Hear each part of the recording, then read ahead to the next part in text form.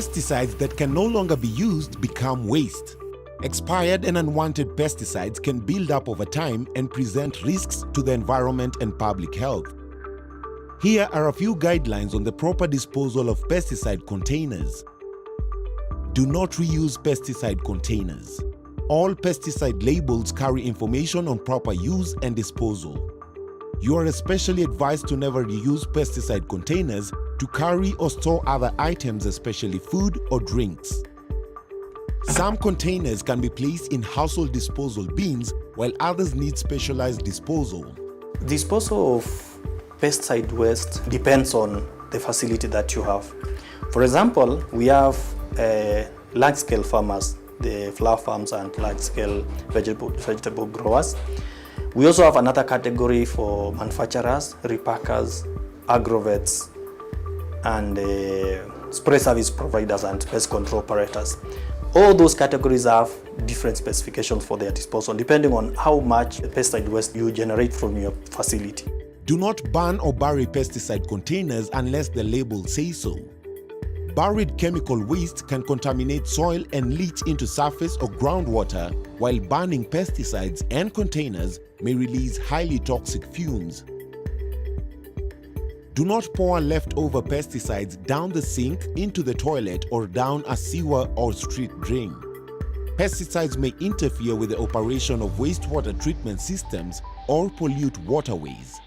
Currently, we have 2 companies that have been licensed to manage, or rather not really to manage, but to dispose pest control products waste, whereby the only method that is used, which is very effective, is incineration.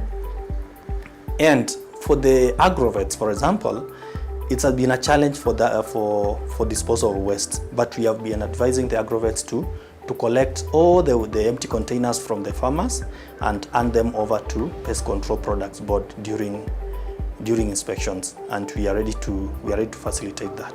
It is recommended to only send triple rinse pesticide containers to sanitary landfills or recyclers.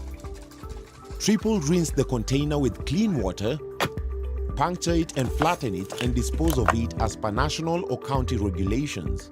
The rinsate should be deposited directly into the spray tank mixture being prepared at that time. Identify a small section of the farm that shall be left uncultivated and set aside for the purpose of pouring small quantities of rinsate from cleaning of PPE and knapsack. You can also construct a soak pit that's specially dug for this purpose. Pesticide residues that are allowed to harden and congeal on the surfaces of the container or its cap are much more difficult to remove.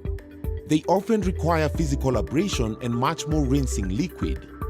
Rinsing immediately when the pesticides are still liquid is quick and easy. However, never puncture a pressurized aerosol container as it may explode. The cleaning of containers has many advantages, therefore it should be encouraged. Rinsing saves money. The environmental advantages are: a properly rinsed container minimizes the risks of contamination to soil, surface water, and groundwater. Farmers should attend available training on good agricultural practices and pesticide use within their counties. Remember, proper usage of pesticides leads to a healthy and wealthy nation. Food safety is everyone's responsibility, starting with the farmer. Dawa bora, mazao bora.